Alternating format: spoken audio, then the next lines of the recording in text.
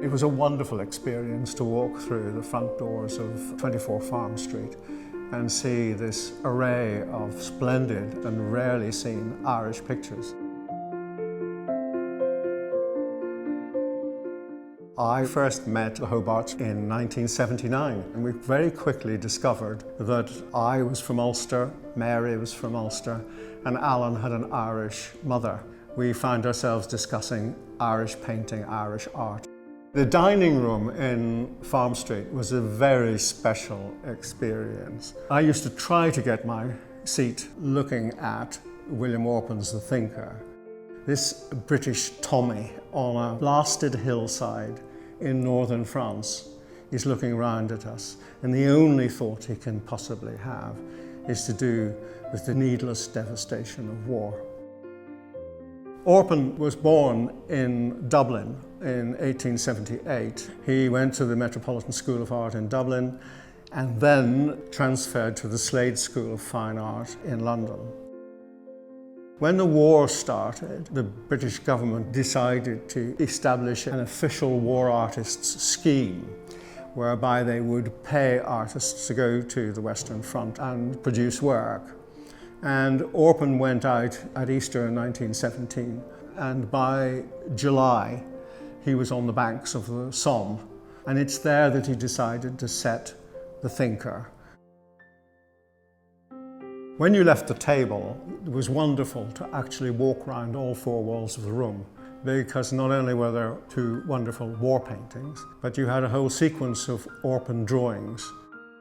The selecting jury drawing was made in 1905, and it shows a group of artists, some of whom were Orpen's contemporaries at the Slade, including Ambrose McAvoy and Augustus John in his check suit, looking at the picture and trying to agree whether it should be shown in the exhibition. And peeping over the elbow of Augustus John is Willie Orpen himself. No visit to 24 Farm Street would be complete without a visit to the library.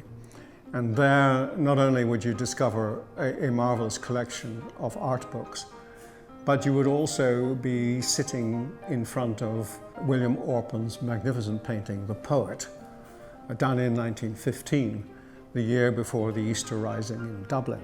The Poet depicts Orpen's student, Sean Keating, who went on to become a very distinguished Irish painter in his own right, posing as a poet, reading his verses to a blonde vamp who's reclining on a sofa. The Poet was painted in Orpen's studio in South Bolton Gardens. What's fascinating about the picture there is that you see the sunlight coming in through the windows, and when it hung in Farm Street, the sunlight came from the same direction.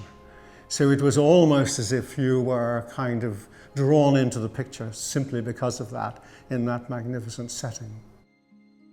I think Alan and Mary's principal legacy is in championing Irish art. There was no one doing that to the same extent as they were. We were all on a mission, in a sense, to dig out something that had been forgotten about and revealing it and showing it and saying, look at this, how great it is.